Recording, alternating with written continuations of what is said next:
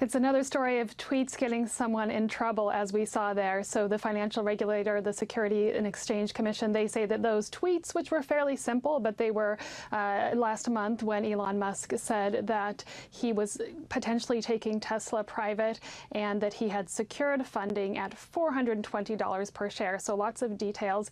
He sent that out to his 22.7 million followers, and his Twitter feed is public, so whoever else wanted to see them, that had an immediate effect on the market, and shares did drop. It created an awful lot of confusion among investors and generally in the market. I must point out, however, that shares did rebound fairly quickly, but the SEC is saying that this is no joke, that those types of statements made publicly like that amount to fraud. Now, if they did succeed in removing him from being the head of Tesla, that obviously would be a huge blow to the company.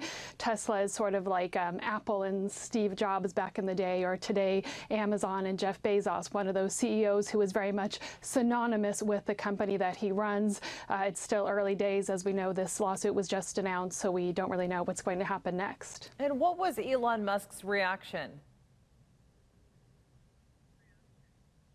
So he issued a statement. He didn't issue it by Twitter, but via his company. He said this is an unjustified action by the SEC. It leaves him deeply saddened and disappointed. He said that all of his actions have been taken in the best interests of truth, transparency, and investors.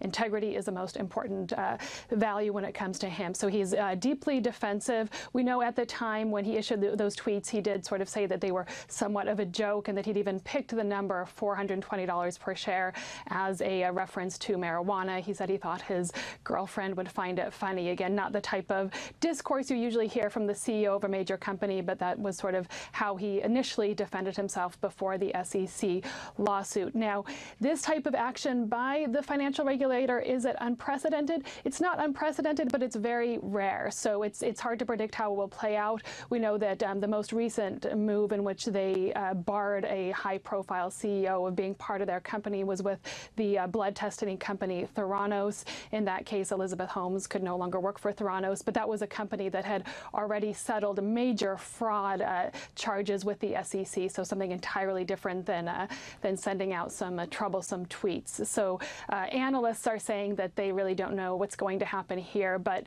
they predict that there's absolutely no way that he would actually be removed from Tesla. If he was, he always has SpaceX to fall back on.